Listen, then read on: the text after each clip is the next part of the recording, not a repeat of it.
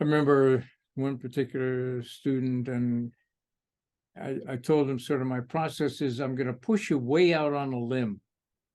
And you're going to be out there, and that limb is just moving around and around. And he said to me, well, what happens if I fall? And I said, I'm running around underneath with a safety net. Kind of like the Outward Bound experience. They put you out there in the woods and you have to eat bugs and stuff like that. Or the IDF Special Forces training. I mean, but there are also people back there watching to make sure you just don't die. Do you know how smart a bowling ball is? My guest today asked his students this very question. Plus, he has wonderful quotes and metaphors. For example, 1 + 1 may equal 3. Don't confuse motion with progress. And my favorite, I tend to personally become more excited about chasing ideas than about attempting to solve specific problems. And my guest today is Professor Alan Oppenheim from MIT.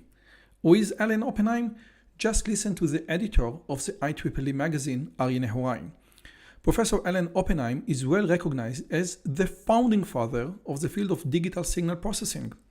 He has had a distinguished leadership career in education and research, in which he has made truly significant contributions. He has taught and advised generations of students who then became leaders in their own right. And the great example is Professor Yanina Eldar from the Weizmann Institute. His books became the official textbooks in courses on signal processing in all the universities in the world. What did we talk about? What is digital signal processing? How does it differ from signal processing? And what the future for this field in the age of AI? What is Fourier analysis? This part is the first part of the conversation. It is a little bit technical. The second part is the MOOC revolution and how one should teach science nowadays. And the last and most important and most interesting part is a unique perspective about research and mentoring. This was a wonderful conversation and I know you will love it. Hi, I'm Yozevitch and welcome to my channel. In this channel, I speak and converse with the most interesting people from all around the world discussing science, philosophy, artificial intelligence, and signal processing. If you find this talk interesting, please consider subscribing, hit the bell button, and be part of this great community. And now, without further ado, Professor Alan V. Oppenheim. Al Oppenheim, thank you so much for coming on the show today. How are you? Well, I'm good, and I'm delighted to be here, and I really appreciate the invitation to have a conversation. Believe me, I'm much, much more excited. Let me start. One of the things that you said in a recent article is, and let me quote, "Throughout my career, I have enjoyed and derived tremendous satisfaction from the symbiotic relationship between teaching, mentoring, and research in an academic setting." So I would like to delve into research, mentoring, and teaching, but let's start with research, okay? Now, you're considered to be the founding father of digital signal processing, and I'm not the one who did it. Aryeh Nehorai, the editor of IEEE Signal Processing magazine, said it. You wrote the first canonical textbook on the subject, and I think you're one of the most well-known people in the field of electrical engineering. So this is a big stuff. And my question is, how is it like to be a founding father of such a field, which is digital signal processing? Okay, so first of all, a correction. The notion of calling me the founding father of digital signal processing is not correct. And in fact, I'm giving a talk at ICAST 2023 in Greece in a couple of weeks. And one of the things that I and some others are going to be talking about, the history of DSP. And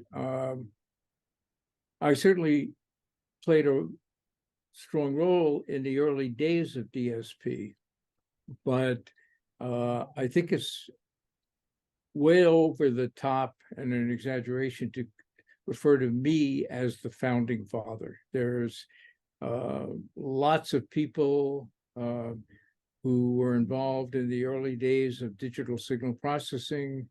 I mean, I can just mention a whole Claude slew of Shannon. names. No, I would not mention Claude Shannon. I would, so Claude Shannon, I mean, if you're going to mention Claude Shannon, you really have to mention Norbert Wiener. And then another distinction that I think is very important to draw is the distinction between signal processing and digital signal processing. And I mean, signal processing goes back, well, actually hundreds, probably thousands of years. And in terms of digital signal processing, what does that mean? It means doing signal processing using digital computation.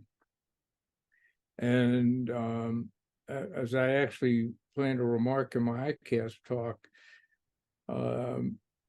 the origins of that really are kind of in the 50s, when there were computers, big mainframe computers, typically built by the Defense Department, that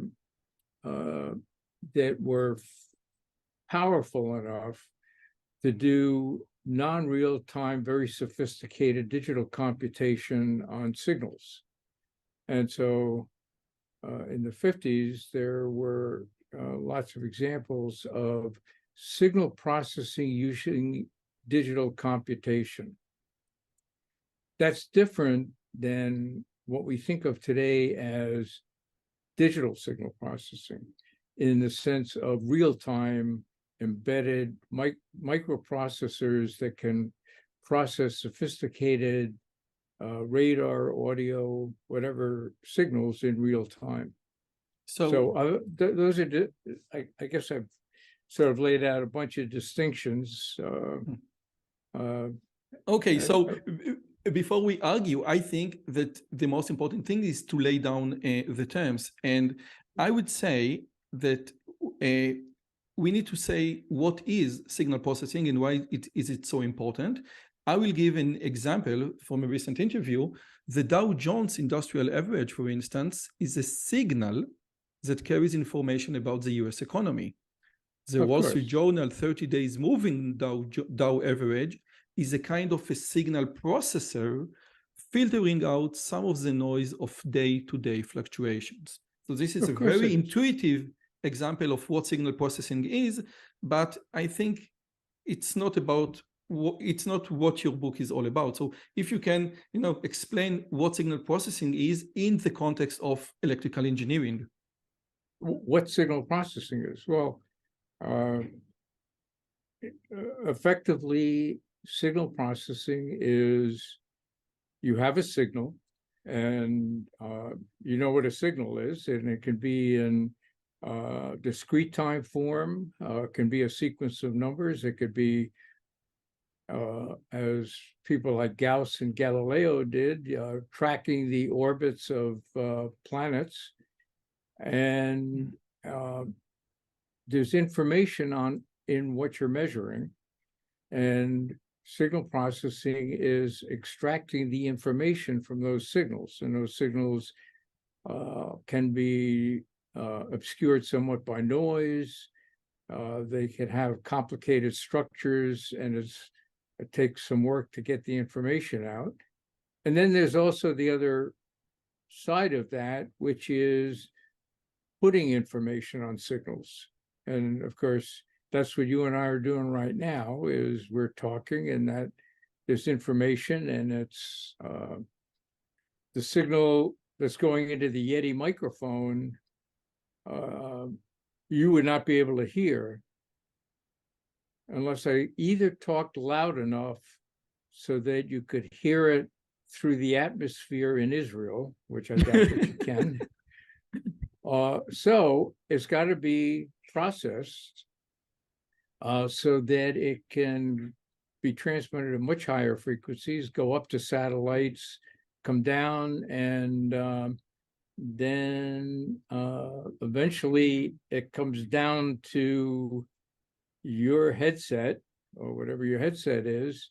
And then actually your ears are going to process it, and your brain is going to process. That's all signal processing.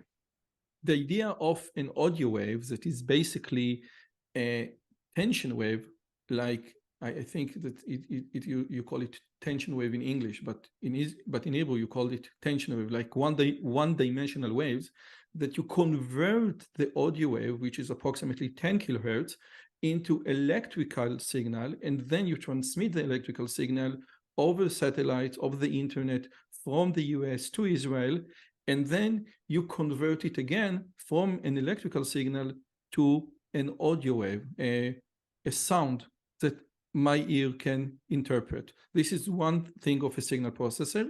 Another thing is like the MP3. The MP3 takes a wave file and take down or remove all the unnecessary frequency, which means that it can compress an audio file to a fraction of its original size. Yeah, so I'm kind of separating out in my mind sort of the difference between enhancing a signal, communicating a signal, compressing a signal, and I mean, one of the things with compression, and I'm sure you well know this, is, for example, you can represent every single book in the Library of Congress and anything that's ever been written in one number. Which is a very big number sequence of zeros and one. No, I don't have zeros and ones. If I give you enough digits in the number, there are an infinite number of digits, and so I can record in that one number an infinite amount of information. The problem is that's not very robust. Because by the time you get out to the millionth digit, you think of the accuracy of the number pi. That number, in effect, has an infinite amount of information in it because it takes an infinite number of digits to accurately represent it. So one thing I guess I'm kind of eager to put on the table in this conversation is traditionally there's analog signal processing, and that's got a long history and in entertainment and information, etc. Then there's what you could call digital signal processing, and that also doing signal processing with numbers also has a long history and goes back centuries. What we call today digital signal processing is using digital computation to implement the signal processing. And so one of the things I kind of want to make clear is that the broader concept is signal processing, not analog or digital. Oh, which is great. In fact, yeah. Which is great. And I would say, yes, go ahead. Okay. So, okay. Well, let me just get into the final point I want to make on this, which is as things move forward in signal processing, what you see more and more is what you could call hybrid, where it's a mix of analog and digital, to the point where before long, we won't be able to tell in a signal processing system where the interface is between analog and digital. So signal processing is what we really want to be talking about. Which is great, which leads me to the next question. In Judaism, we said there is only one God, and I think that in the context of signal processing, there is only one man, Fourier. Okay, and it seems that no, we have Laplace and we have many more, but I think that the notion or the work of Fourier is quintessential to the role of signal processing. And when Fourier did what he did, when Fourier presented his work, it was very, very, I think, far away from how we apply his theories right now. Would you agree? Not entirely. No, I would say Fourier was, of course, very, very important. But how about Taylor? Taylor's theorem and polynomials. So the idea of representing a function, so you could say a signal, as a linear combination of a subset of basis signals. Of course, that's what Taylor's theorem does. And that basic concept is what sort of underlies, obviously, Fourier transforms. Now, I think I've sort of expressed this to you in a number of emails we've had back and forth, but I guess I'm going to stick it into this interview. No. Because I think, just a second, I think it is tremendously important. The main idea, which is correct, which holds true for Taylor and for Fourier, is the idea that you can take a complex signal and separate it to its basic components. This, I think, is the basic premise of what signal processing is all about. You take a complex signal and then say, okay, I can separate, I can make this complex signal is built out of many simpler signals, and I can work with each simpler signals separately, which simplifies the process. Is it, can I say it? Well, it either simplifies or complicates, because the question is, what are the basic components that you want to decompose something into? And depending on how you pick those components, let me give you an example. Take a simple sinusoidal signal. And I say, I'm going to decompose that into sinusoidal signals. Well, it only takes one. So it's defined by three numbers: amplitude, frequency, and phase. Now I say, take a sinusoidal signal and decompose it into periodic square waves. That's like the Hadamard transform. It's going to take an infinite number of those basis functions. So here's the question. I bring this up all the time when I'm talking to students or anybody. What's the importance of decomposing a signal into sinusoidal components? Before I give an answer, I want to present or to clarify the question with your permission, okay? So I have a quote from another book about digital signal processing. It's called The Engineer Guide to Digital Signal Processing. And in this book, he said the following thing. Fourier was interested in heat propagation and presented a paper in 1807 to the Institut de France on the use of sinusoid to represent temperature distributions. The paper contained the controversial claim that any continuous periodic signal could be represented as a sum of properly chosen sinusoidal waves.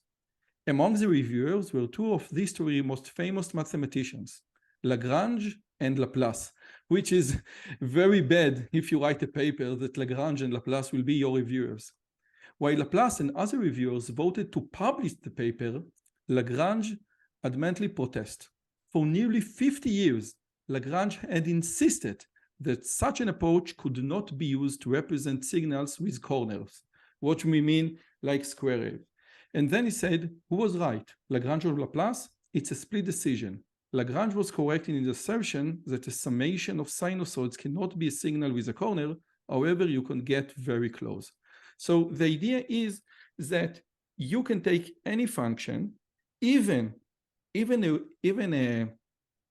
unit function, a square wave, and say, I can transform it into sum of sine and cosines. This is basically what Fourier said. And this was a controversial claim. Well, I'm very well aware of the claim. Actually, as it happened this week, I was reviewing a column for Signal Processing magazine that talks very specifically about Fourier and Lagrange.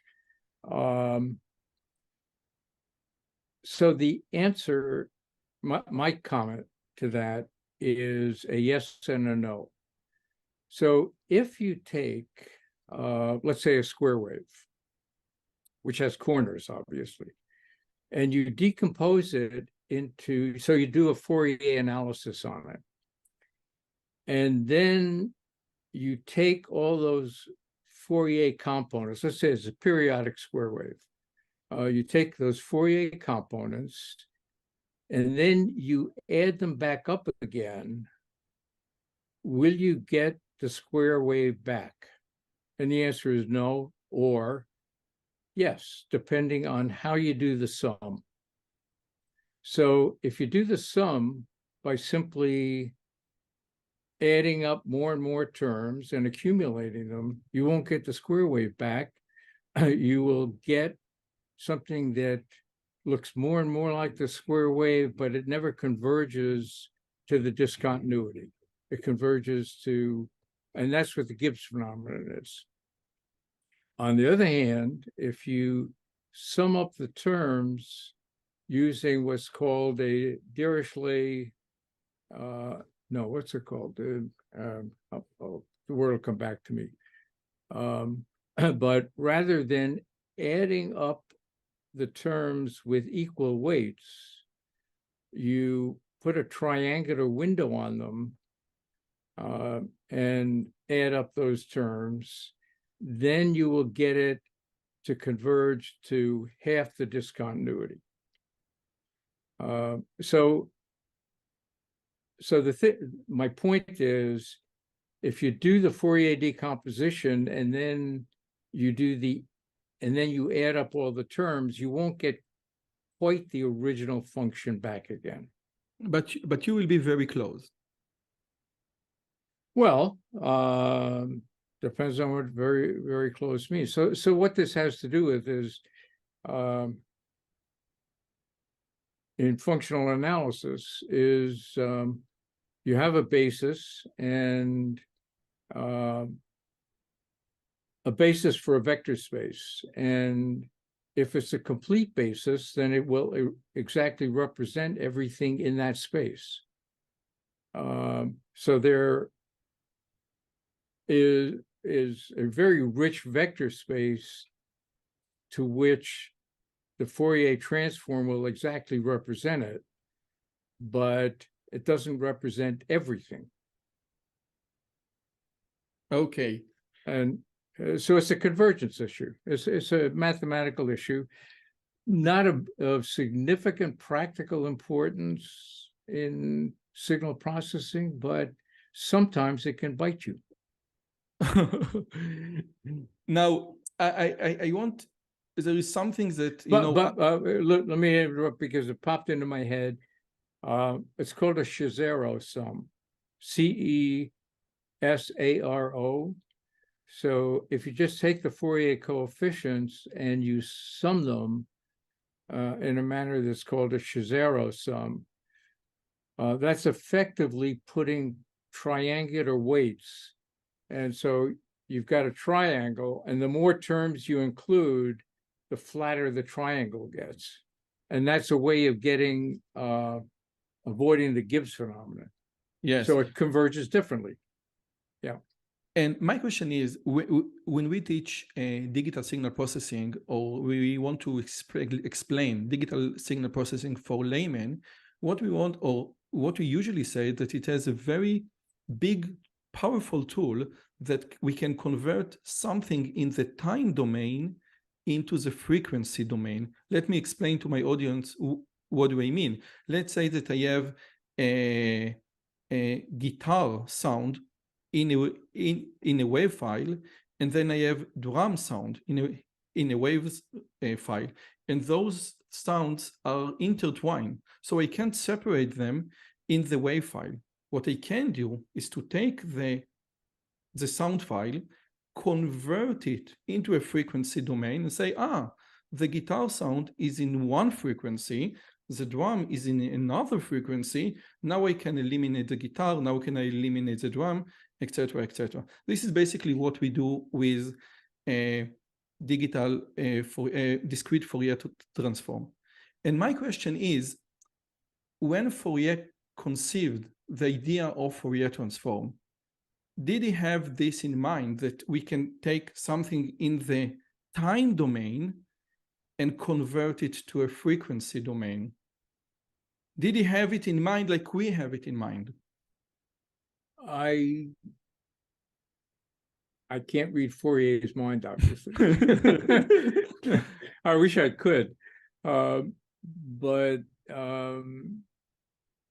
my guess is no.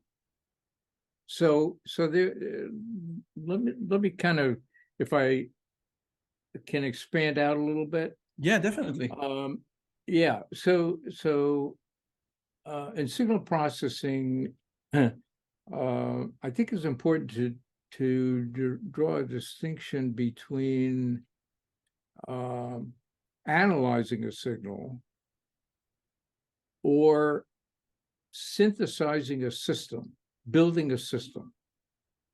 Now, in analyzing a signal, if there are, frequencies, sinusoidal signals occur kind of naturally in nature, and one of the reasons that they occur naturally in nature is that a lot of natural systems are linear and time invariant, and linear time invariant systems sort of naturally have resonances, or can be represented in terms of sinusoidal behavior, or a linear combination of sinusoidal behavior. And so it's very important. Sinusoidal signals just naturally occur, and Fourier analysis is a very efficient way of then identifying those components. Now, there's a different side to this, and that has to do with building systems. Now,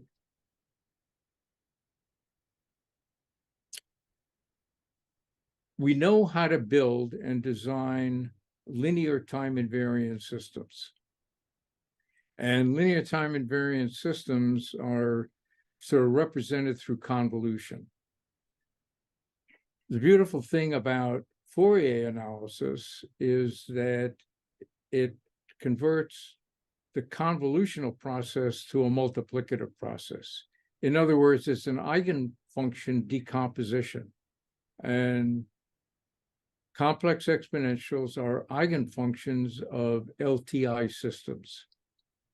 So if we restrict ourselves to designing algorithms and systems and building systems that are linear and time invariant, it's natural to do that in terms of an eigenfunction basis. And that's what the Fourier basis is.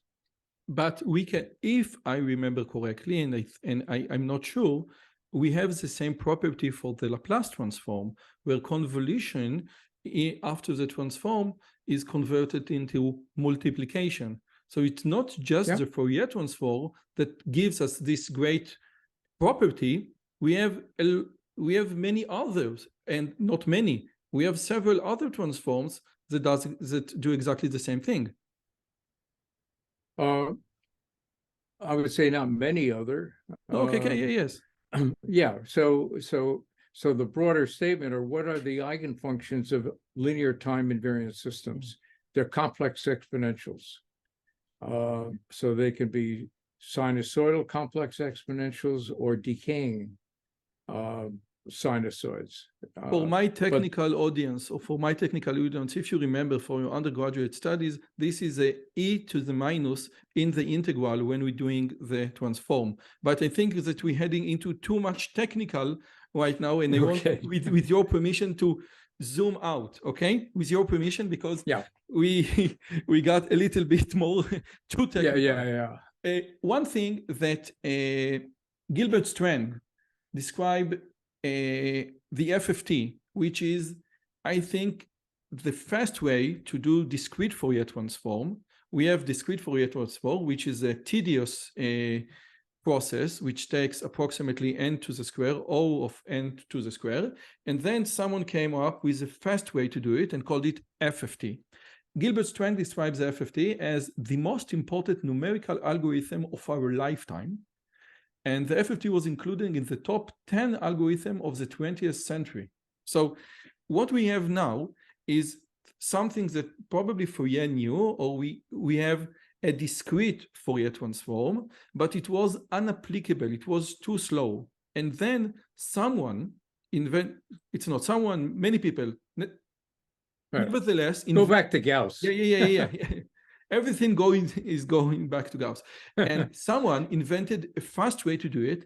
And I think that the FFT transformed the entire industry, because for the first time, it was applicable to utilize modern computers to do digital signal processing. So if you can elaborate on how important the invention of FFT to this field.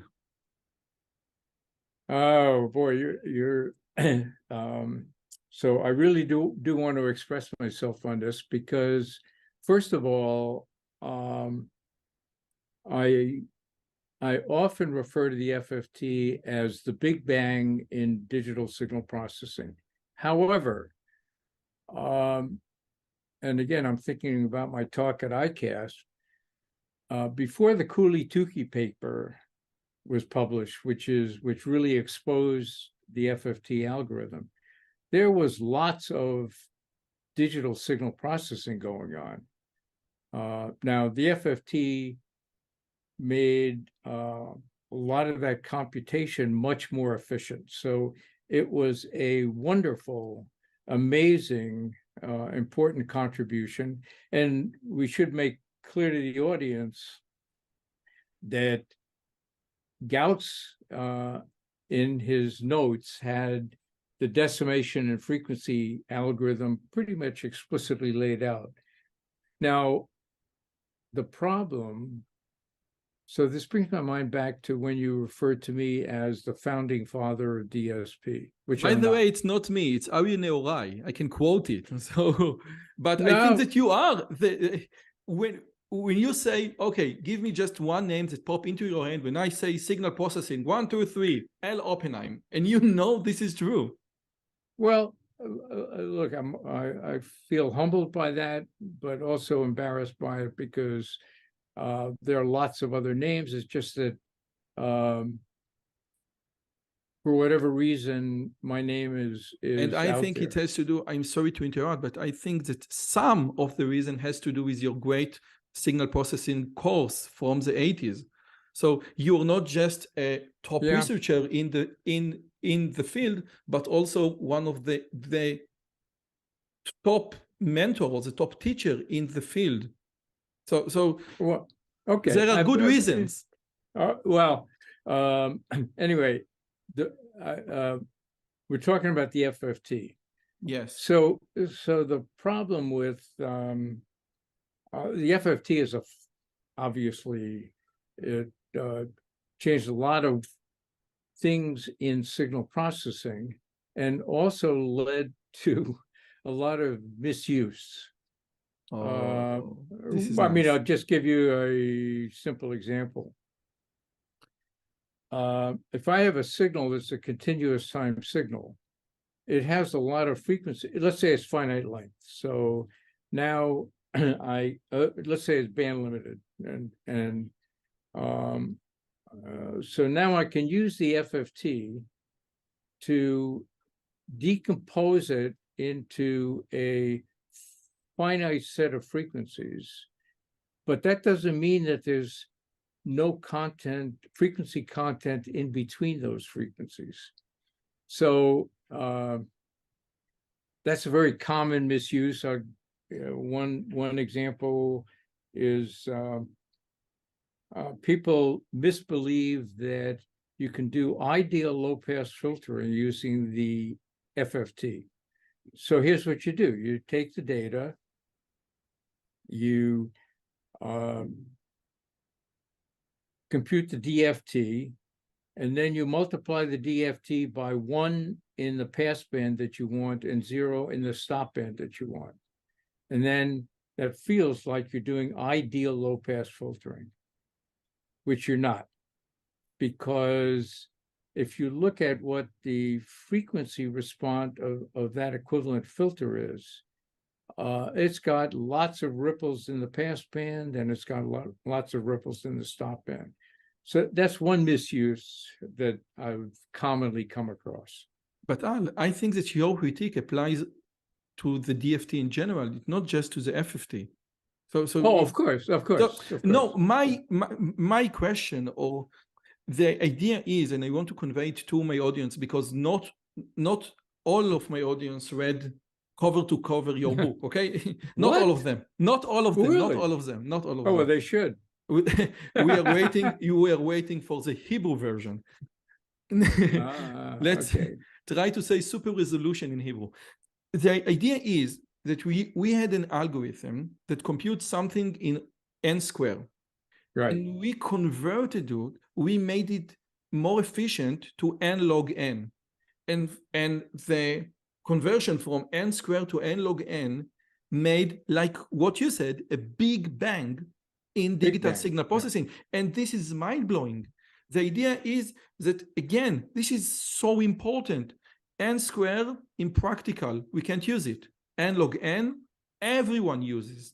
This is but amazing. Now can I give you a misuse of the FFT? Yes. So okay. So suppose I have a signal, fairly complicated, rich in frequencies, but I only want to analyze it at 3 frequencies.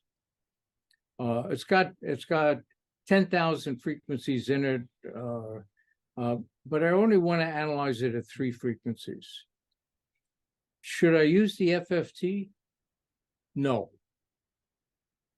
What I should use is, but people do. So what I often see, and it kind of makes me laugh, is they'll take this long piece of data, 40,000 points, they will compute a 40,000 FFT, so that takes 40,000 log 40,000, and then they'll throw away most of the frequency points because all they care about is 3 frequencies. It's much more efficient to just simply use what what's often referred to as the Gertzel algorithm, but that's a fancy name for basically take the inner product of the data with the three frequencies that you want to compute. And what that'll take is it'll take 3 times n to do the computation. Okay, so because you, okay, I think it again went too technical, and I want to zoom out to what you just said, that people take the FFT and use it like a hammer. And in your in your research lab, you utilized signal processing in the context of chaos theory and quantum mechanics and simple atoms and fractal geometry and many other fields that you utilize signal processing in their context. Yonina Eldar is a great example of quantum mechanics and signal processing, and we have many others. And my question is, with the rise of deep learning, okay, that we use deep learning as a tool, which is very similar to signal processing. So I can use deep learning in the context of quantum mechanics and fractal geometry and chaos theory. What do you think, or would you think that deep learning will replace the use of signal processing? I can give you an example from like a recent example for my research. We try to distinguish between internet packets, you know, to distinguish between Google Docs and YouTube videos. And we thought about, you know, maybe we can use a wavelet transform, and then a random forest, very simple random forest classifier outperform this wavelet transform much better. And my question is the era of digital signal processing, you know, is going to be replaced by deep learning, or there will be something or fundamental that you cannot achieve with deep learning, and you must use the conventional classical methods of signal processing? Well, okay, so let me react first of all to say that in any field, the classical, typical techniques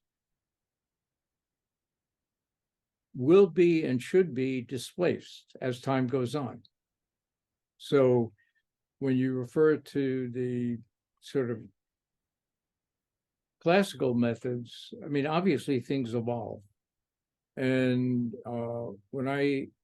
so again, we're talking about signal processing, not digital signal processing. So let me just say that one of my common preferred favorite phrases is there will always be signals, they'll always need processing, and there will always be new mathematics and new technologies for doing the processing. So as signal processors, our future is guaranteed. Now, the technologies will change, the mathematics will change. So that kind of brings me to, I do want to kind of comment about deep learning and neural nets, but let me first see if you kind of want to respond to what I just said. I think, you know, if you define that there will be always signals, and those signals will always need to be processed, hence or thus signal processing will always prosper, kudos, I'm totally with you. But this is not what I ask. And you know, this is like, it's like you're playing with the words. I totally agree. But my question is, do you think that in the near future, deep learning techniques will replace FFT? Well, for example, yeah, just like as a figure of speech. That's like asking me, do I think in the long term apples can replace oranges? So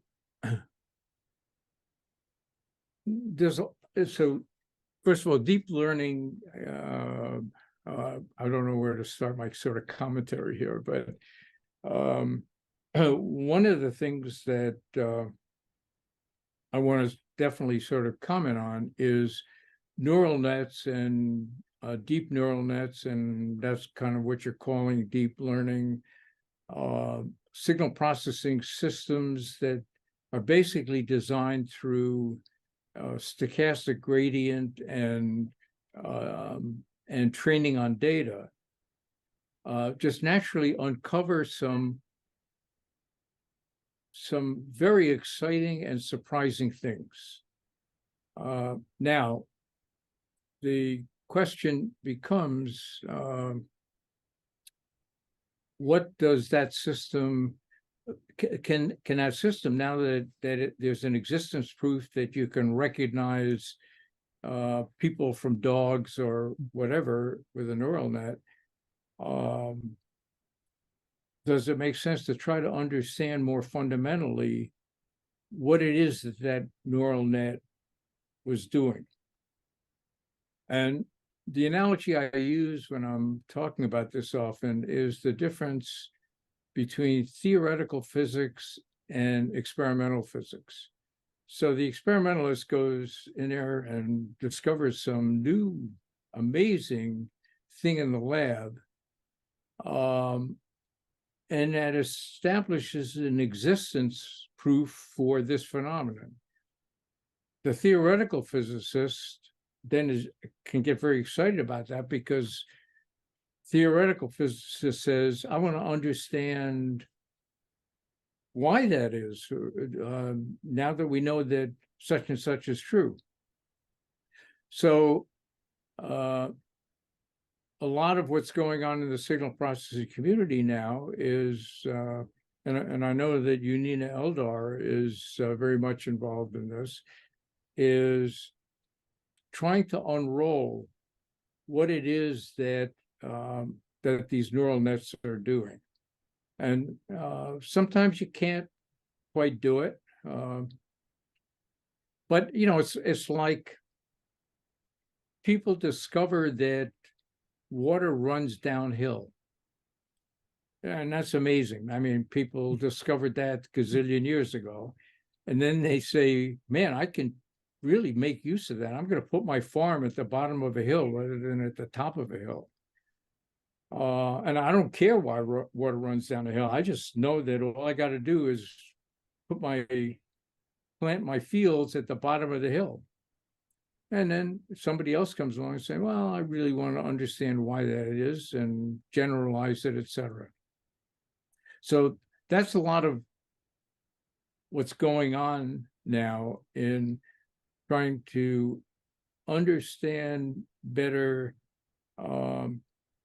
with deep learning and neural nets, what it is that the system is eventually doing with these nonlinear weights and et cetera. And it's kind of exciting. And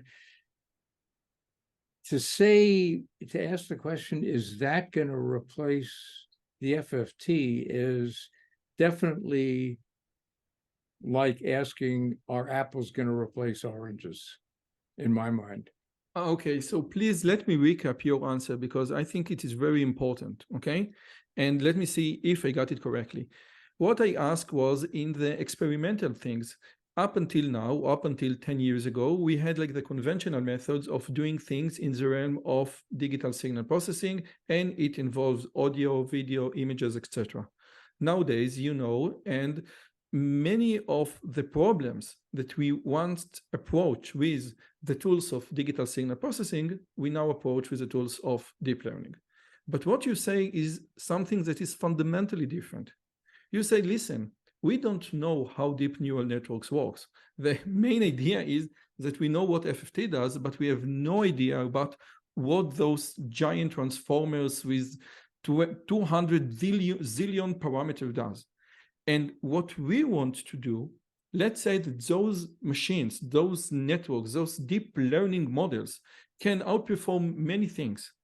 We want to use the mathematical tools that we have, for example, digital signal processing, in order to understand what is being done under the hood of those systems.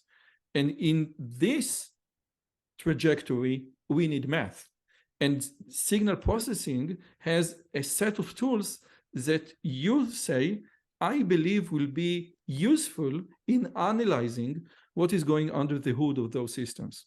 Is it fair to recap like this? Yeah, that's really well said, and I want to expand it a little bit. So one of the problems we have in signal processing is we've got the tools for linear mathematics and linear time invariant mathematics. We don't have the tools for nonlinear mathematics. What I believe in the context of my statement, there will always be new mathematics and new technologies, is if I were going to point to a mathematical area that will be rich in bringing the field forward, it's nonlinear mathematics. And the very interesting thing, nonlinear math is very hard. But, you know, the interesting thing about the deep neural nets is that they are exploiting nonlinearities. And so in some sense, it's kind of a demonstration that looking for ways of exploiting nonlinear mathematics is likely to be very, very fruitful moving forward. What you just said is many people consider the true power of deep learning in those activation function, in this nonlinearity, because once you pass the linear boundaries, like the sky is not the limit anymore. So we will need the nonlinear math to try and understand and grasp how can we formulate what happens inside those systems. Okay? Yes? Well, but wait a minute. It's not necessarily what's happening inside the deep neural net. What I'm saying is independent of neural nets.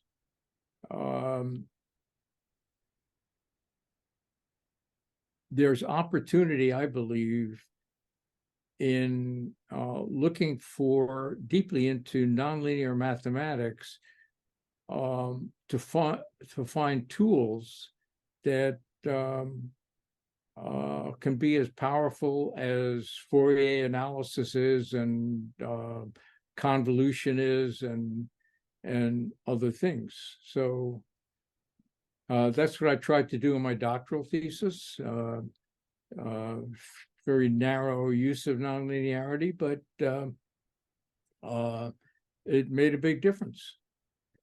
Wow, this is great. Now, we talked about, we said that we're going to talk about teaching, research, and mentoring. I think that research we are done. And teaching, I want to start, and you are I think, one of the first MOOC teachers, massive open online course.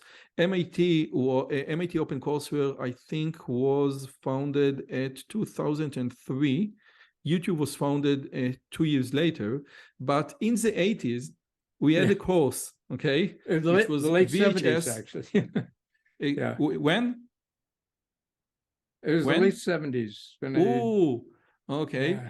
And it was digital, and it was signal processing. It was Oppenheim with much more hair and a mustache. Okay. Mustache, yeah. So just a second.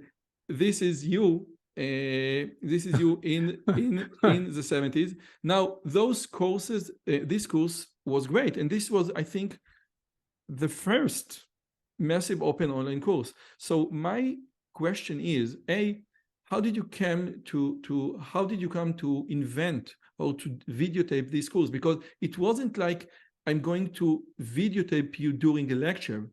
It was a course specifically designed to be taught as in front of a camera, not in front of students. Well, it had its origin in the course that was taught in front of students. So I started the digital signal processing course at MIT in 1969. And I was writing lecture notes, and then Ron Schaefer joined me as a co-author, and then we wrote a book. And there at MIT there was something called the Center for Advanced Engineering Studies, and they were making video courses based on classroom courses at MIT. And so there are quite a number of those. And so they asked me to make one of these set of videos out of my digital signal processing course, which is what I did. Can I show So- a 30-second demonstration from the course, please? So, You yes. mean you're gonna show it? Yeah. Oh, okay, because 30 I can't seconds. show it. Okay, now this is the digital signal processing MIT OpenCourseWare, and in the video lecture we have all the lectures, and I watched those lectures, and Wow. this is great. And yes, and you have like just a second.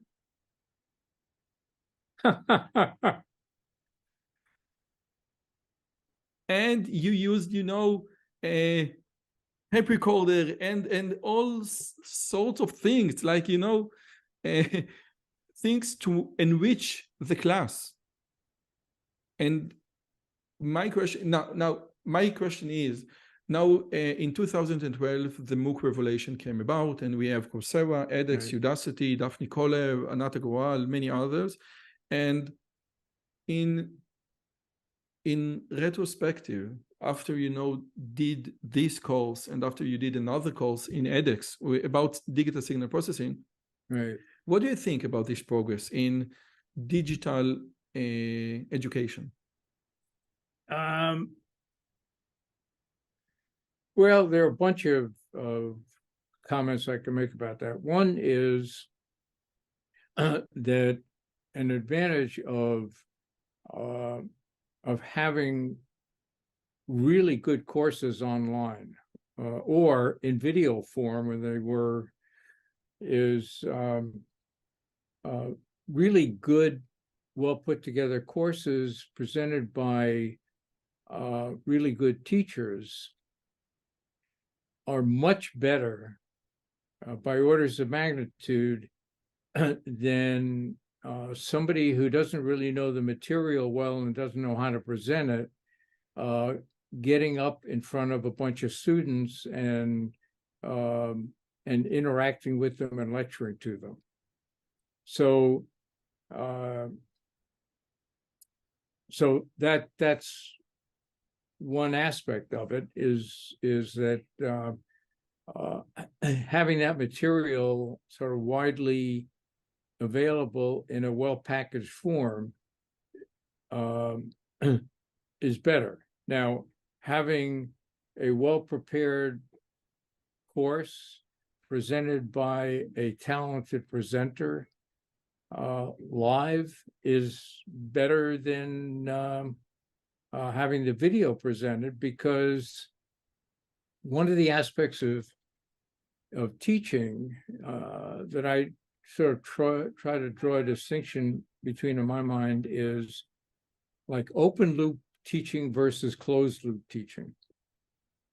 What do you mean? And yeah, so what I mean by that is open loop teaching is if you were watching my video course, you're watching it open loop, basically.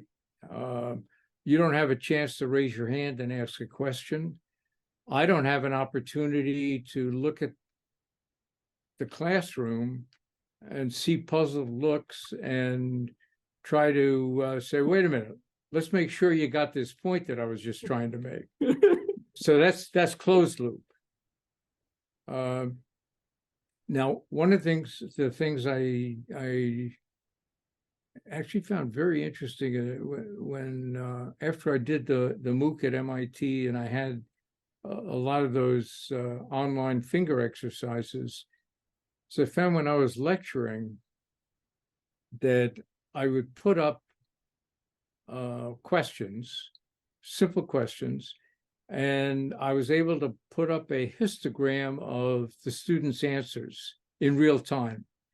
What I found really interesting is the feedback to me as a lecturer, where I thought I had explained a topic in such a Flawlessly. beautiful, yeah, in a beautifully simple way. And then I put up this simple question, and clearly they're confused. So I got to stop and say, wait a minute. It's like Let's the sort old this. joke about the old professor and say, I'm teaching the same stuff for over 20 Yeah, years and the exactly. students still don't understand. And they just don't get it. Yeah. Yes. And then there's the flip side where I've got this very complicated thing, and I felt like I didn't explain it well. And then I put up the problem, and it seems like everybody got it. And so, wow, now I can speed up the lecture. Let me brings ask to it. mind, Let me brings to ask it mind, by the way, more bluntly. Let me ask it more bluntly. Next semester, I need to teach a course about digital signal processing. Yeah. Why on earth should I need to do it when there is Oppenheim, not on OpenCourseWare, on edX? How can anyone at Tel Aviv University compete with Gilbert Strang on linear algebra? Seriously. I kid you not, seriously, how can anyone compete with Gilbert Strang? Well, it's not an issue of competing. But we have Gilbert Strang online and free. Yeah, no. I totally agree with that. The thing is, the way to teach it is to utilize Gil Strang's lectures, but then as the teacher, interact with the students on where they're confused and where they're not.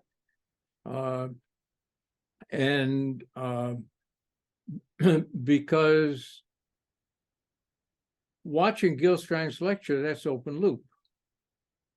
Basically, what you say, let's move to the flip class paradigm where Gilbert Strang will going to deliver the lecture. I'm, as a lecturer, going to be basically, don't be offended, a TA, a teacher assistant for Gilbert Strang, and this will be much better. But you know that it doesn't happen, not just in Israel, in most universities in the US. We don't utilize your course as a flip classroom, and we don't utilize Gilbert Strang course as a flip classroom. And my question is why? Because the teaching model is broken. So the right teaching model is the flipped classroom. Even going back before MOOCs and videos, the ideal thing, if there's a good textbook, is before the students come to class, you ask them to read such and such sections. And then in the class, you put context around it, you discuss where they're confused, where they're not confused. I mean, that is the flipped classroom. That's the way it should work. What doesn't work, even though it's what, and I have to say, I know lots of people at Tel Aviv University who teach this way. They go into the classroom with their detailed mathematical notes. They go up to the blackboard. They put down all this complex math. The students dutifully copy down that 1 + 1 = 7. Mark that might be on the exam. And that's open loop lecturing by bad lecturers. So yeah, you're right. The model doesn't work. The other thing that's different these days, by the way, is that the characteristics of the students have changed. Because students now, first of all, they want content for free. Second of all, they are very reluctant to be required to be at a certain place at a certain time. So it makes the model has to be a different model. would you say, and I'm being very, very cautious about right now, that nowadays students, and you teach over, and you have taught over 40 years, so you have your perspective, that nowadays students are in a way more lazy, in such a way that you say, okay, before I'm going to give you reading assignments, but they will not comply with the reading assignments, and 30 years ago they did. Or you don't see any difference in the laziness. I'm sorry, because I really don't have another word, but in the laziness of the student. And before you answer, I must say that you teach at MIT, which means that you get the creme de la creme de la creme of students from all around the world. So basically what you say doesn't encapsulate the entire population of US students. Well, lazy, I don't think is the right word. I would say impatient. Oh, And students are much more used to multitasking. And yeah, so the characteristics of the, and by the way, that's not all the students, but it's a certain percentage. And, you know, it goes back, I remember when I was an undergrad, where a lot of the focus in a course could very well be on don't help me understand this deeply, just tell me what's going to be on the quiz, because I want to get an A in the course. You say in your article, Reflection After 50 plus years in the classroom, or you quoted one of your students that said about textbook. A problem that I personally have with textbook is that using them can often be cumbersome. More typically, I consult a source because I have a question on some specific aspect of the material. If what I'm searching for exactly corresponds to a section in a textbook, then the textbook works well. However, if it's just few paragraphs within a textbook, it can be tedious and cumbersome to find the exact information that I'm looking for. Okay? And basically, we don't, if the textbook doesn't give me immediately what I want, I'm not going to use it. And this is not my words. This is the words of a student from MIT that you quote in your article. And I agree with the student. The thing is that a textbook is a very difficult way of learning material for the first time. And certainly using a textbook open loop by yourself. I mean, if I want to learn quantum mechanics, which I've wanted to learn and have been, just taking a textbook and trying to learn it from that is way too difficult. So a textbook is an adjunct to additional resources. And what's the best resources? One of the best is a guide. You know, you go to a very complex museum and try to wander around by yourself and try to figure out what's interesting and what to look at and how to interpret it is very, very difficult. Can this guide be virtual, Al? I totally 100% agree with you. But let's say that I don't have Al Oppenheim in the next door office, and I can't consult with him on my problems with digital signal processing. Or how can I virtual this guide? Okay, well, it could certainly be digital. I mean, it's in some sense that's what MOOCs are trying to do. You know, let's say you've got a format where there's a short lecture snippet, and then there's a couple of questions. Based on the student's answer to these simple exercises, in principle, a computer could get a good sense of where the student is confused and take them down a different path and then bring them eventually back. So in principle, that's all doable. But putting together that is a big task. I mean, I can tell you that the MOOC that I did was an enormous effort on my part and on On my the TA colleague. part. Yeah, I wouldn't call him a TA. Tom Barron was sort of like a co-producer of it with me, but it was an enormous task. Just because what you just said, that MOOC, I heard Daphne Koller from, she was a founder of Coursera, and she said exactly the same thing, that if a student answer wrong to, I don't know, a simple exercise, the MOOC can take a different path.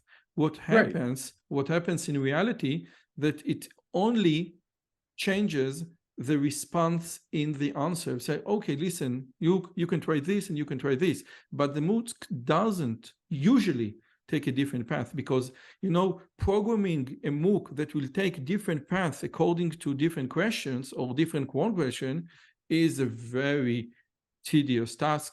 And most people say, I don't have the time, effort, energy, or money to do it. So it is doable, but the MOOC in a way was, and again, I'm an old fan of MOOCs, okay? I love MOOC. I called my second book Enlightenment version 2.0, and I teach about MOOC, and I write about MOOC, and I preach about MOOCs. But I think in some way it's a failure that we didn't utilize it. And I can see that most MOOCs are introductory level MOOCs. We don't see advanced MOOCs. And this is not because we don't have enough audience to participate in advanced MOOCs. Yeah, I agree with that.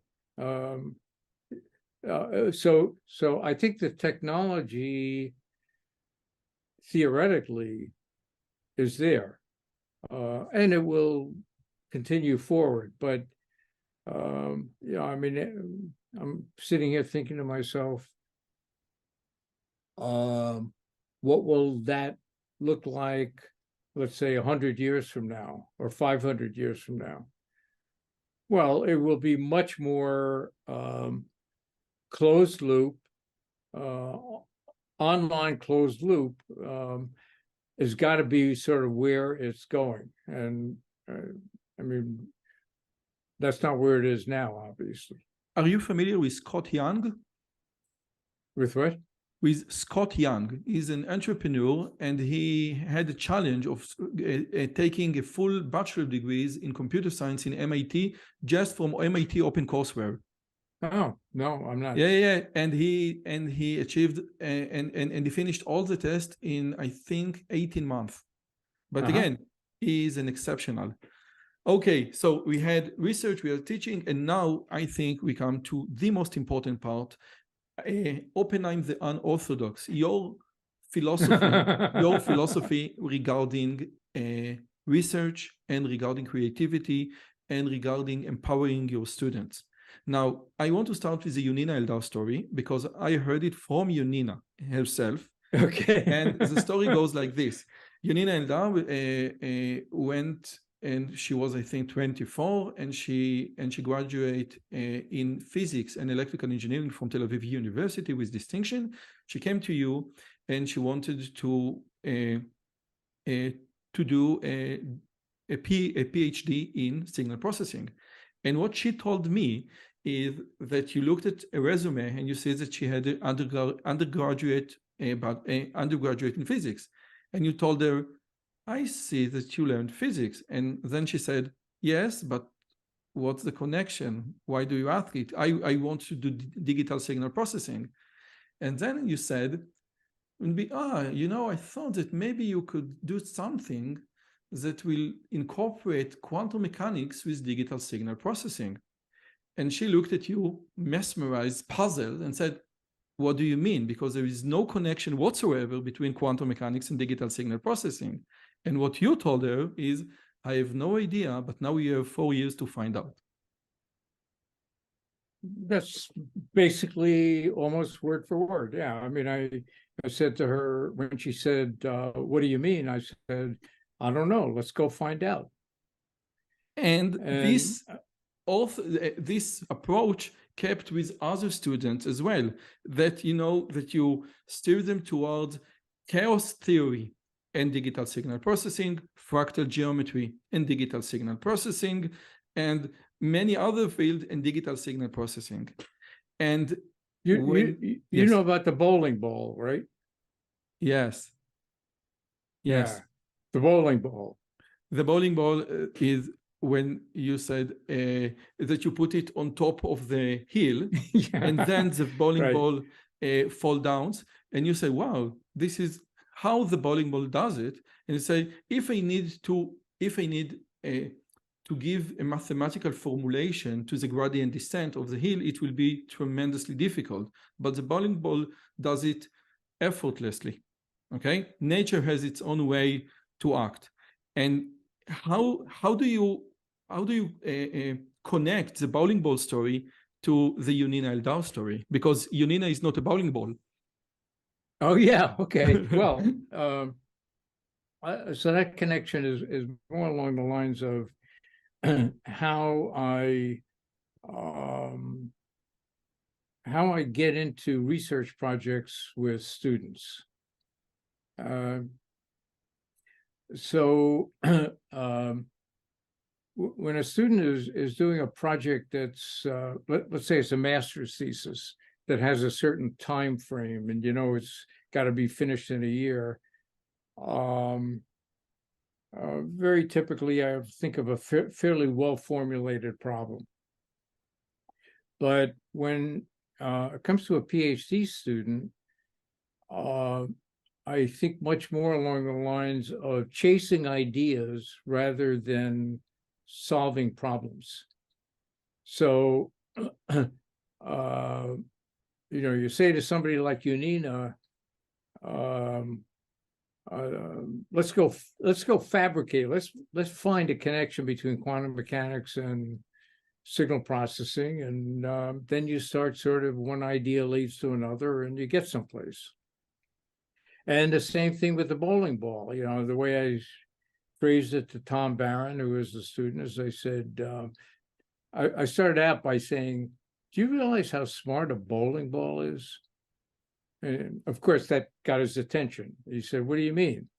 And I said, you take a bowling ball up to the top of a hill, you let it go, and in real time, it's solving the partial differential equations to find the minimum energy path to the bottom. That is amazing. In fact, couldn't you call that artificial intelligence? Now, oh wow. Well, I don't know. Have you ever heard this is a very old joke in the early days of artificial intelligence. There was a joke going around, and I'll shorten it by just focusing it down. But you ask a person in artificial intelligence what the most amazing discovery was in their field. And the answer is hands down, it's the thermos bottle. What is the thermos bottle? Thermos bottle. Yeah, what's the thermos? Yeah, well, think about it. Think about it, Roy. You take a thermos bottle, and in the winter, you put hot tea in it, and it stays hot. And in the summer, you put iced tea into it, and it stays cold. How does it know? And by the way, that is one of the issues currently that makes AI kind of a little dangerous, is the terminology sometimes that people use to attach to, well, think about deep learning. the neural net's not learning anything. I mean, learning is learning suggests intelligence. It's not learning. I mean, an adaptive signal processing system, you could say, is learning, but it's not learning in sort of the human sense. But when we attach some of this terminology to it, like, how does the thermos bottle know? Yeah, isn't that amazing? Unless you understand the underlying property. Yes, but I think again, there are some things that I think that I disagree with you. Unfortunately, 2 weeks ago, I gave a lecture about artificial intelligence to ultra-Orthodox rabbis in Israel, and I told them, listen, this is what artificial intelligence does right now, okay? And I tried, to explain a little bit about the math, about the engineering, about, how one can utilize artificial intelligence in many disciplines. For example, in medical diagnosis, okay? And GPT-4 is doing not bad work right now. And the idea that they were terribly afraid, I'm also an Orthodox, okay? But but I treat things differently. Some of them were totally afraid that it's going to be like the new God. No, it's not. It is not learning like we do. Okay, yes, it doesn't learn, but like we. But nevertheless, it has something that you can't say no. It's just a mechanical computer. But I want, with your permission, Al, to steer away and to again quote Yonina, because what you said to Yonina is, you have 4 years to pursue a goal which neither I nor you know whether this goal is possible, the connection between quantum mechanics and artificial and digital signal processing. And when Yonina was asked about this, she said the following things. She said that, just a second. No, okay. She said that your open-ended questions could be discouraging, but you know that he's done this a million times before. It's actually motivating, even though you really have no idea what you are looking for. So the idea is that this is frightening. This is very scary. Okay, I look at myself as a young mentor for students and say, I don't have the courage to pursue such long horizon task. Maybe it will fail. And my question is, how did you develop this courage?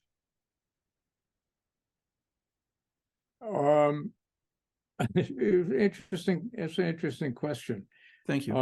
And when sometimes students, I remember one particular student, and I told him sort of my process is, I'm going to push you way out on a limb, and you're going to be out there, and that limb is just moving around and around.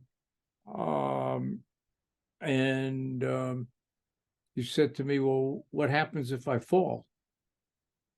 And I said, I'm running around underneath with a safety net. Kind of like the Outward Bound experience. They put you out there in the woods and you have to eat bugs and stuff like that. Or the IDF Special Forces training. I mean, but there are also people back there watching to make sure you just don't die. And I guess what I've learned over the years is I ended up being able to think creatively enough to navigate from one idea sort of and morph it into other ideas. But it's wonderful to watch how many students, if they're willing to go out on that limb, like Yonina was, and a bunch of others that I've had, they open their minds up to new, creative, exciting ideas. So my answer to the student when he said,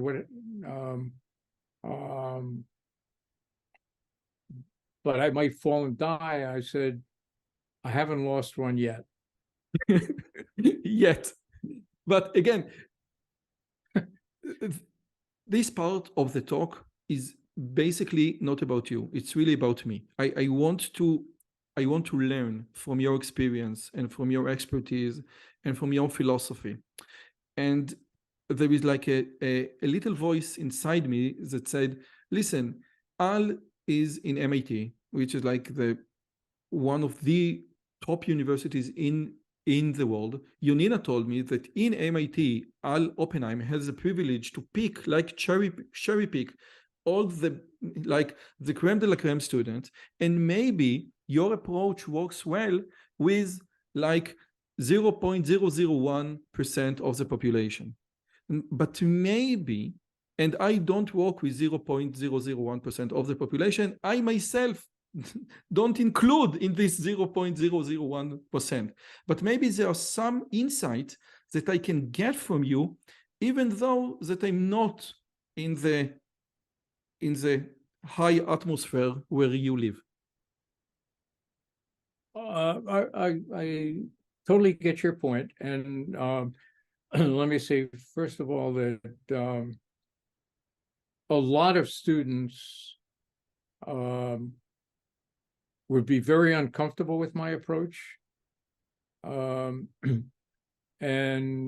a lot of students I would not be able to work with a lot of students.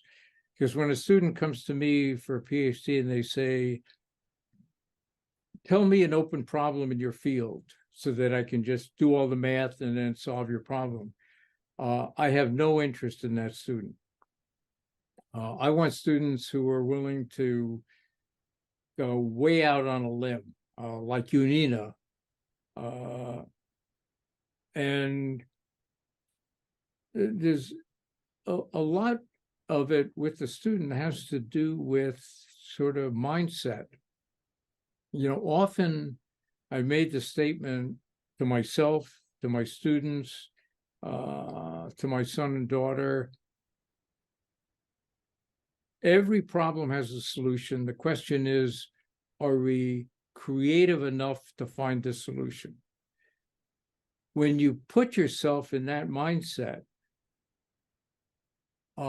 it's like flipping a switch as compared with, I don't see where I can go with that idea. And in fact, I've had that conversation recently with another student. And it was amazing how he kind of broke out of feeling like he can't get any place to all of a sudden he's got these ideas. So, you know, I that's kind of related to what I call the power of positive thinking. If you think there's a solution, then you're likely to come up with a really good solution. And it is true that every problem has a solution. Would you say that, you know, I was once had a conversation with a CEO, and the CEO told me something like this. He said, an engineer can't say it's impossible. He can't say it will be very expensive. It will be very hard to do it. It won't be efficient, but he can't say it's impossible. You got to find a way around, underneath, below, I don't know. And in some sense, it is very similar to magic, because magic, and you and I share the same love to this great art or craft. Magic is about finding solution to impossible problems by definition. And the mindset that one has when building or designing a new magic trick is, how do I do the impossible? And I think that magic and engineering are very strongly correlated. This is all about how to control nature, and this is all about how to find problems or how to find solutions to, in a way, impossible problems. Let's say that Yonina most recent thing is, it's not most recent, but you know, a sub-Nyquist sampling. Okay, there is a theory that you can't do that you can't do something. A theory, a mathematical theory, a mathematical proof that you know, maybe we can. Well, wait a minute. The theory is Yeah. I know it. uh, We didn't clash the theory, but the idea is that even, you know, the courage to go in that exact direction, that one right. that you know, which is mathematically impossible. No. It's not mathematically impossible.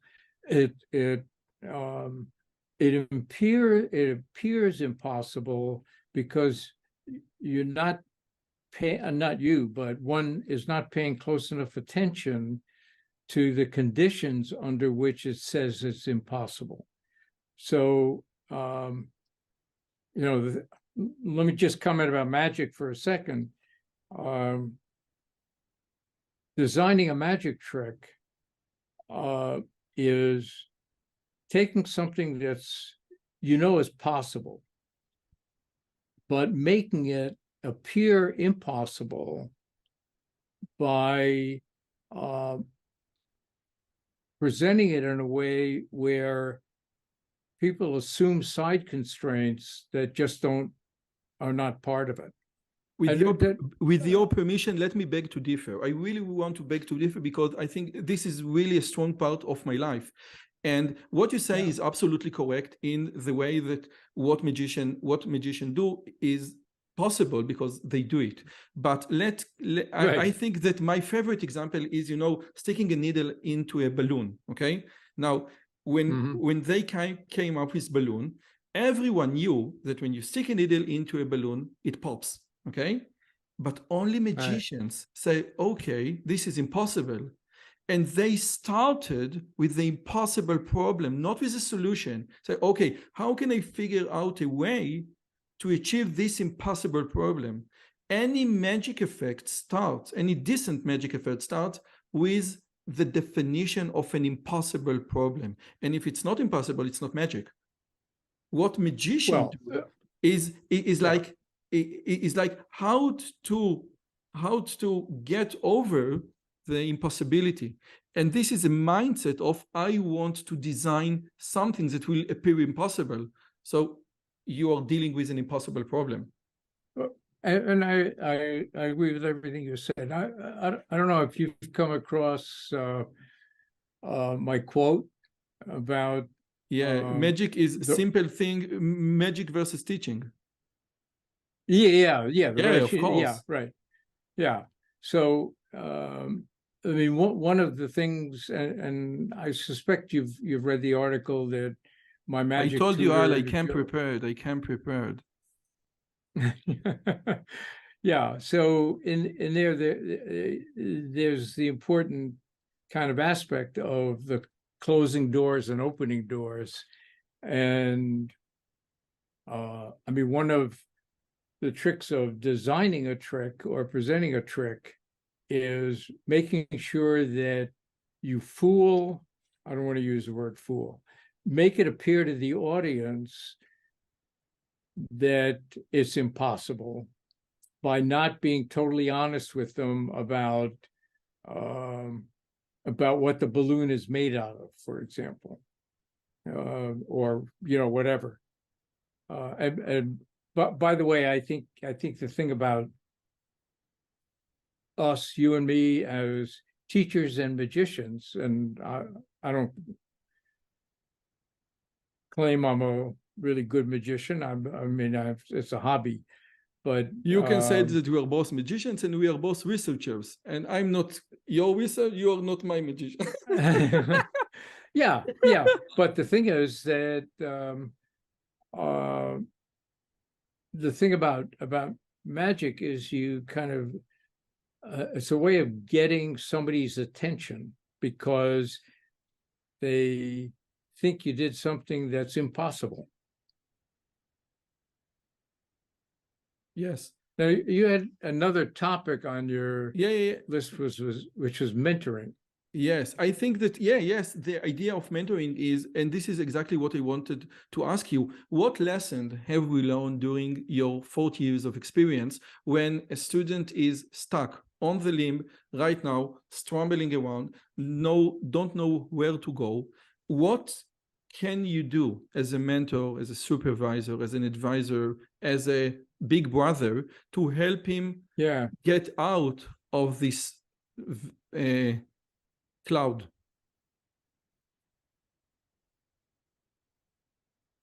I mean, one thing very clearly, because this was true of all the mentors that I had, is to the extent that you believe it, make it clear to them that you believe in them. Now, if you don't believe in them, don't fake it. But very often students sort of get their perspective gets warped because they think everybody else is smarter than them, the imposter syndrome issue. They're stuck and they don't know how to break out of it. And that's why, I have all these mantras that I kind of like, because they're sort of like one-liners that 1 + 1 = 3. Well, yeah, 1 + 1 = 3. That was one of them, and Yunina turned that into a Dr. Seuss line. Yes, She probably told you this, yeah, right. No, But, I read it in one of the papers. Okay, so actually, can I give you an example that I am actually going to, that is part of my talk at ICAST, but in 2 weeks. It's guys, spoiler alert, spoiler alert, spoiler alert. It's going to be in ICAST in 2 weeks. Yes, definitely. I will love to. Oh, you'll be there? No, unfortunately, no. I'm sorry.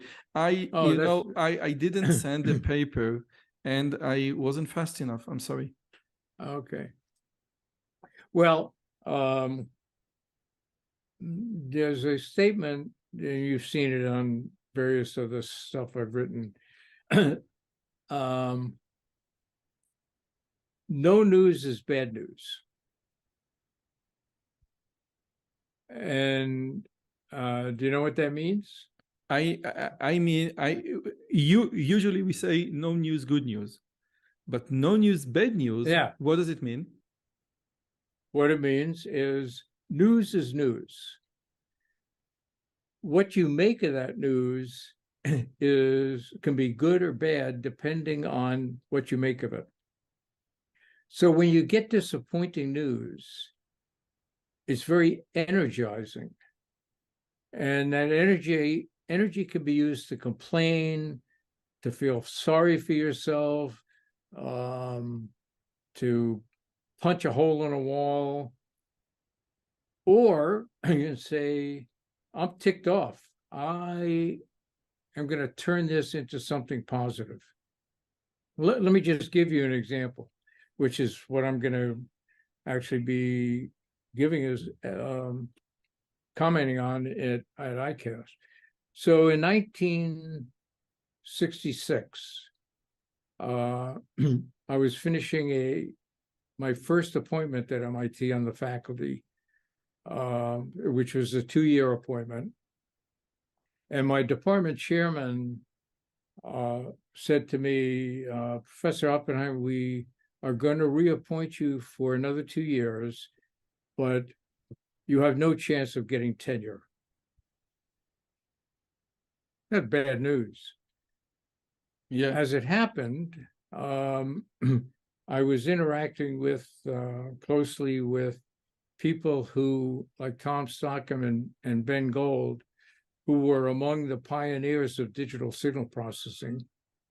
They were at MIT Lincoln Laboratory. I decided I'm just going to take a leave of absence and go out to Lincoln and work with them.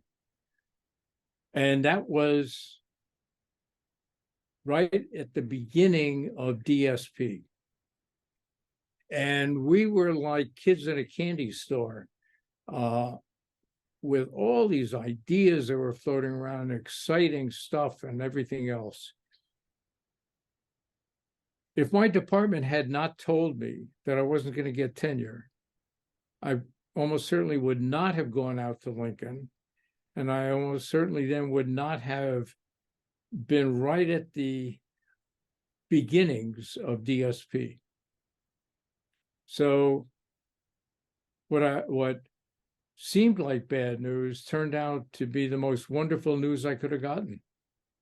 But what can I get from this story? I can get that God takes us in a very special road, each one of us, and we don't know at the time of happening, maybe this bad news would emerge or will convert into very wonderful news in years to come.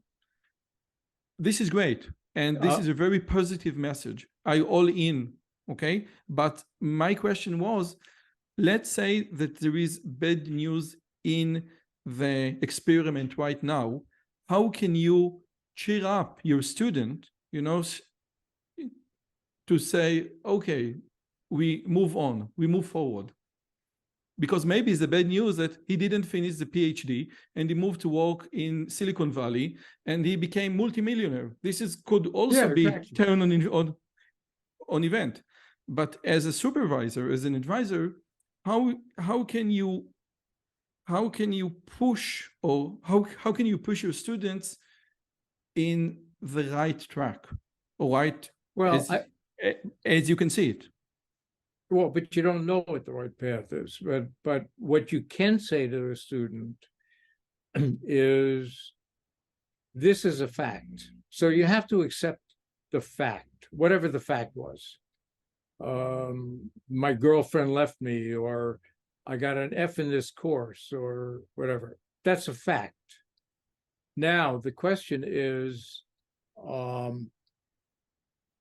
what can you how do you move forward? So depending on the specific circumstances, there are lots of ways of exploring it. But I think the important thing is getting the student out of the feeling sorry for themselves mindset and into the mindset of, this is a fact. Now, let's make the best out of it that we can. Okay. I mean, my son is a clinical psychologist, and I've had exactly this conversation with him as he's talking about some of his patients. The fact is the fact, and if you didn't finish the PhD, you didn't finish the PhD. Now, that can be very energizing, and it can be energizing. It says, I'm going to go start a PhD all over again, or I have to recognize that I was not well suited for the PhD program, and that's important information to me. I think, that the most sad revelation that I had in the last 20 years regarding math is what I was trying to read Fermat's theorem, not the popular book, but the Springer hard science book. And then it came to me that although I love mathematics, I'm not good enough to do math. And say, okay, this is fact. I need to embrace this fact. And I need, in this life, okay, I might contribute to society, to humanity in some other aspect. Also, I love math. I just don't good at math. Exactly. And what comes to mind is one of the things that conversations I've had with students when they're kind of had a disappointment is, let's think about, what are your strengths?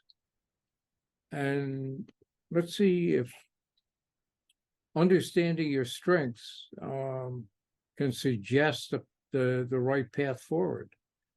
And, it could be that maybe you didn't like math, but you're a heck of a basketball player. Well, maybe your career, maybe you're well cut out for being a professional athlete more than being a mathematician. That's an extreme example, but what comes to mind is Michael Jordan And was, golf. yeah, but he wasn't a very good hockey player. Yes, the idea is that, I think there is like Scott Adams, the originator of Gilbert, and he said, some people are immensely good at one thing, okay, like the top MIT professors, like the best of the best, but most of us not. And if you can be like 80% good in one thing and 80% good in that thing, and then you have two things, and the Venn diagram is very narrow.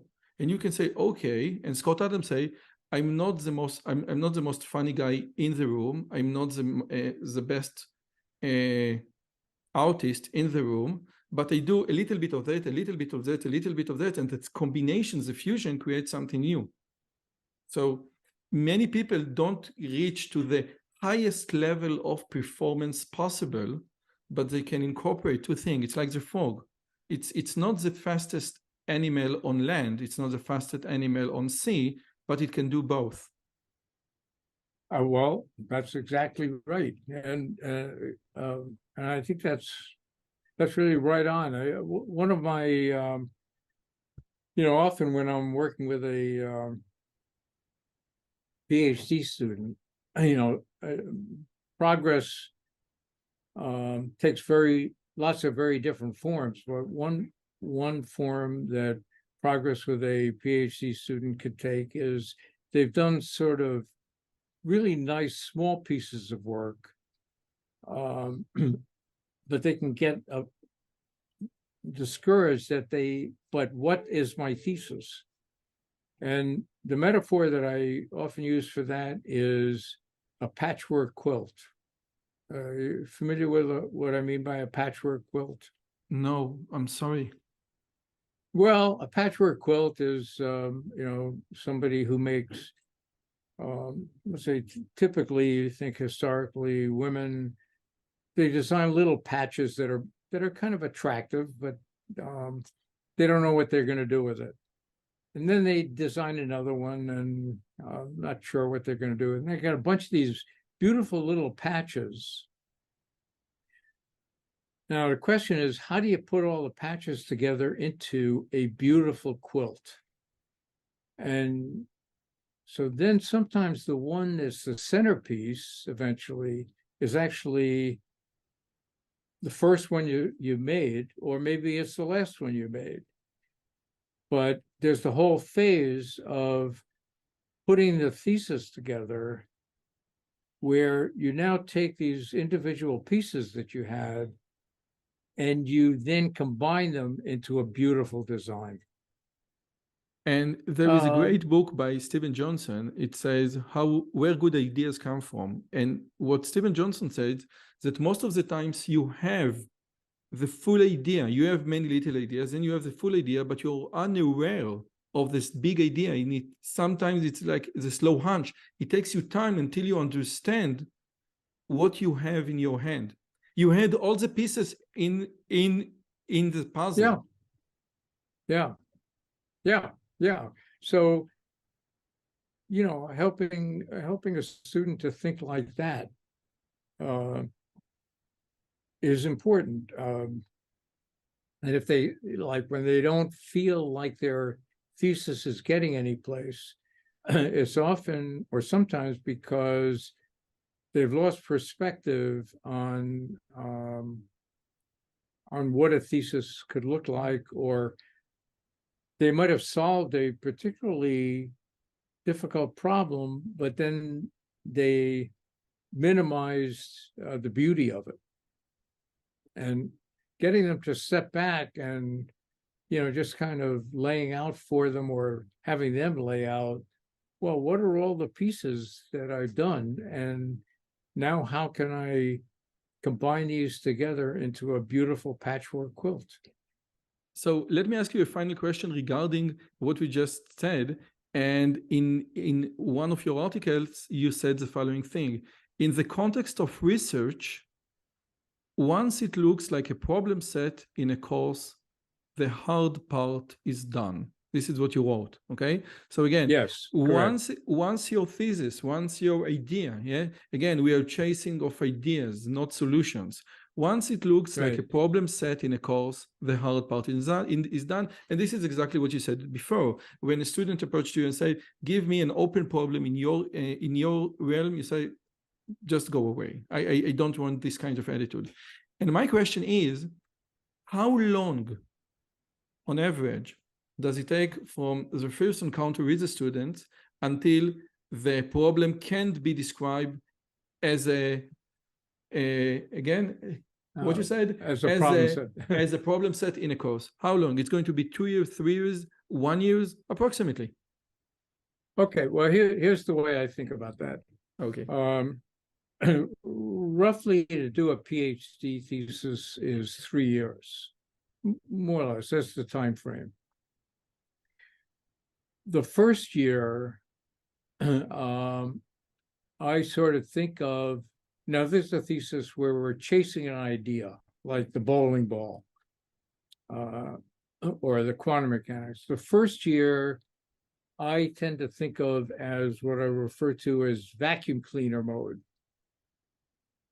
So vacuum cleaner mode is, you're just sucking in ideas. You're not committing to exactly the path you're going to take. You're trying to keep your mind open and as creative as possible. Now, I think it's our job as a mentor to watch that process very carefully. And it could be that in that first year, there's just absolutely the definition of the problem set. And then you spend the next 2 years doing that problem set. That's happened on occasion. More typically, you have to sort of watch it. And as you get into sort of the second year, you really have to start narrowing it down. You had a wonderful quote regarding exactly what you just said, which is motion is not progress. Sometimes we have motion, but this motion doesn't imply progress. This is a great quote. So we think that we have motion, but we are moving in circles. And this is your part, your job as the mentor to say, listen, be aware. Yeah, right. And I went through this recently with another student that, you've got to start trimming the problem down, trimming down, let's say, the patches that you're making as patchwork quilts, and start getting things much better defined, because by the third year, or sometimes it's the fourth year, your thesis has to get finished. So the hope is that in the first year, in the beginning of the second year, you've let them be as expansive as possible, so that you get a sense of what their potential is, what their robustness is in terms of running into walls, etc. And then you start to have to start trimming it down. I mean, the thing with Yonina and many other students I've had, that Yonina is very exceptional. And it was just very clear, very early, that she could take it. And she would think amazingly creatively and energetically. And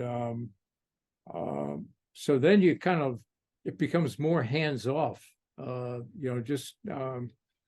just want to mention to my audience that Yonina Eldar is one of the top scientists in Israel, okay? So with all due respect to Mr. Al Oppenheim, she's not a good example. I'm sorry.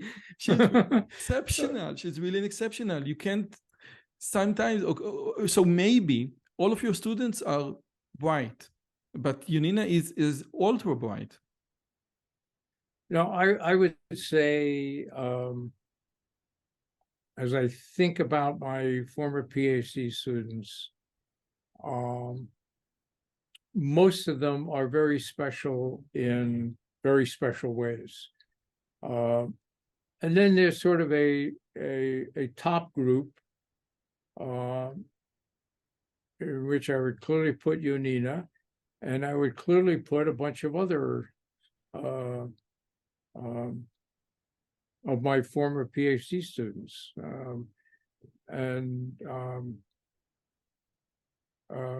Yeah, so I mean, I've been very, very privileged to have had some really extraordinary students. I don't know if you've seen the mathematics genealogy tree, but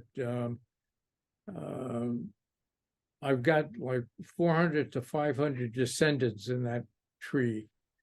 And quite a number of them are pretty extraordinary, very extraordinary. I think, Al, that when we finish the conversation shortly, my homework will be how to apply what you just said about those exceptional students that you have to my life with my students, and how to apply, how to do the transform correctly. And this is going to be, this is a homework that I take from this conversation. What wisdom can I extract and use and utilize in my other life? Well, I'll tell you, Roy, I'd be delighted to continue the conversation, not in the context of an interview, but I personally enjoy thinking about these kinds of things and learning from them. And you know, the more you think about them, the more you learn. I can tell you another one of my mantras that I like. I was an airline pilot, not an airline, but aircraft pilot for quite a number of years. And there's lots of very, very interesting one-liners or two-liners that you come across from flying. One of them is, it's very important periodically to operate at the edge of your comfort zone. Otherwise, your comfort zone shrinks. Shrink, yes. Yeah. I once said about my wife, she's uncomfortable in the comfort zone. She's not being comfortable in the comfort zone. So, yeah. Which means that we have a very intense life. We have a very intense life because where someone is uncomfortable in the comfort zone, this is a very serious problem. Well, yeah, and I got it. I totally got it. So, you know, if sometime you're up for it, continuing this aspect of the conversation on the phone, on Zoom or whatever, I'd be delighted to do it. First, thank you so much. It's been a wonderful, like a roller coaster of so many things and so many inspiring things. And again, I know you, like many of my guests, as a book, but now I can speak with the book. And don't be offended, but what you said right now is much more interesting than I'm sorry. There is two questions that I like, two final questions that I ask all my guests. One is, could you mention one or two books that you read in the last 10 years that made an impact on you? It doesn't have to be like in the signal processing, but you just any books that you say, wow, made a difference. Right. So I'll mention two. I could mention more than two, but one is the book Imagine. Imagine by who? I'm trying to remember the name of the author. if you can you just Google imagine? I'm on Amazon right now. Imagine me, I say. No, it's not. It's called Imagine, a very interesting story. And that book, and all your students should read the book, even though the book was taken out of print, because unfortunately the author made up a quote that wasn't true. And then it turns out he has a reputation for a certain amount of plagiarism. So you set that aside. This is by Eric Cohen? No. How Creativity Works by John Lehrer. By Lehrer. John Lehrer. I know How Creativity Works. Oh, this is a great book, and it is also in Hebrew. John Lehrer, John Lehrer, yes. Imagine How Creativity Works. Right. This is a great book. Yes. Okay, that's a must read. I think that the first chapter is about dopamine. I read this book. This is a great book. Yes, by John Lehrer. And the second book. And the second one, which actually I'm just finishing reading, is An Immense World. It's called An Immense World. Yeah, you just saw it. By Ed Young? That book. It's How animal sense reveal hidden realms in the world. Wow. It's fascinating. And it's new from 2022. Oh, so we have Imagine and An Immense World, how animal sense reveals the hidden realms about us, around us. And the last question is, could you please give me, it was a productivity YouTube channel in the past. Could you like just one or two of your productivity tips regarding how you write papers or how you write,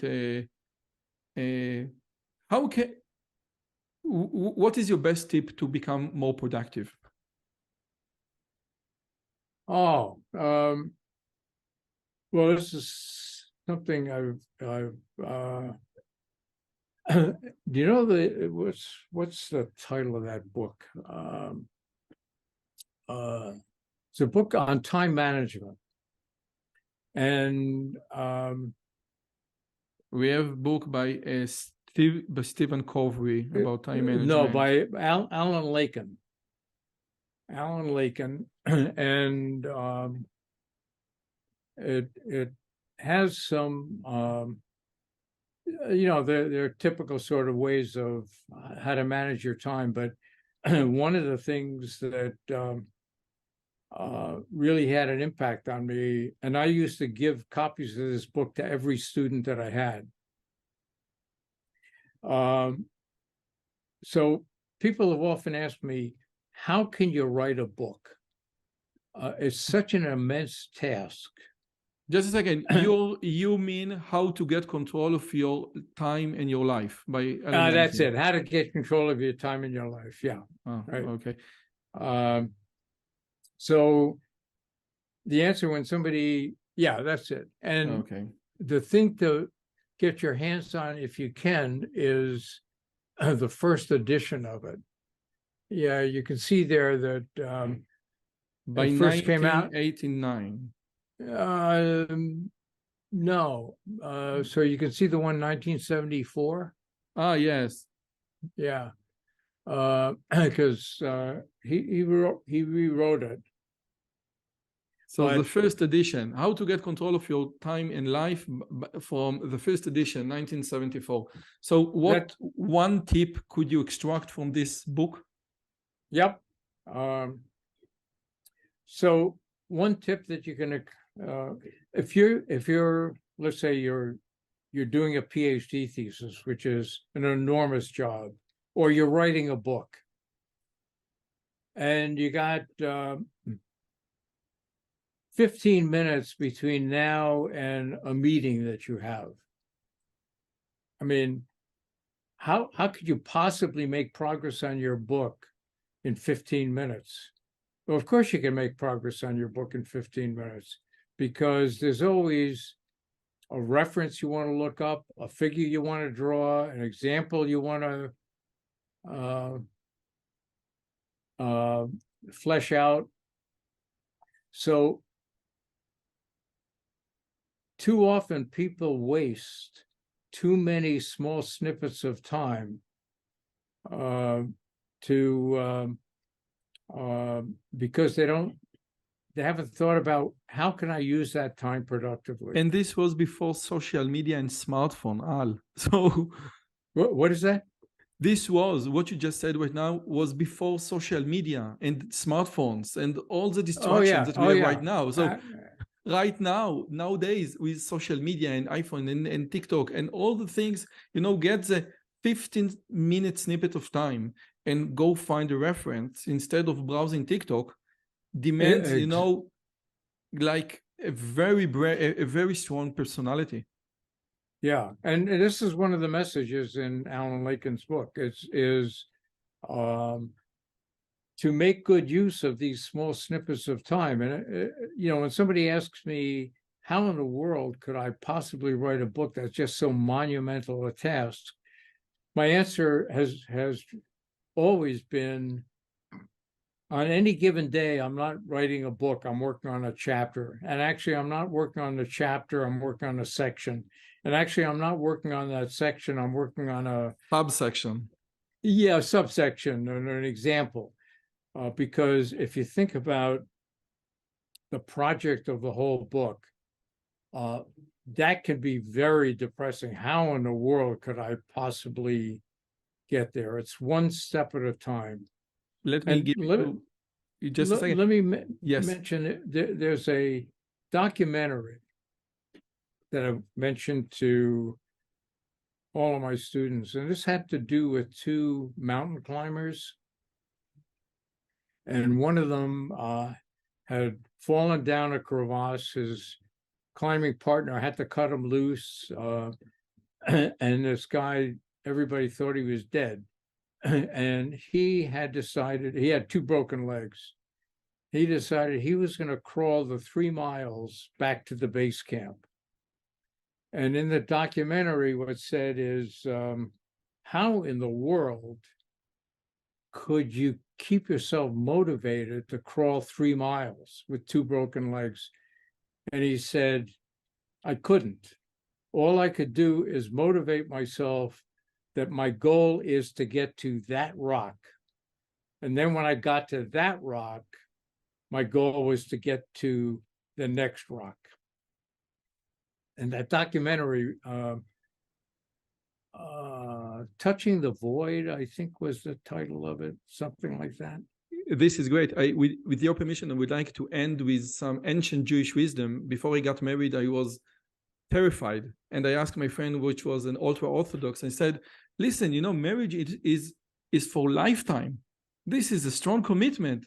How can you reconcile this? And said, no, this is not for lifetime. This is just for today. And tomorrow, this is going to be just for tomorrow.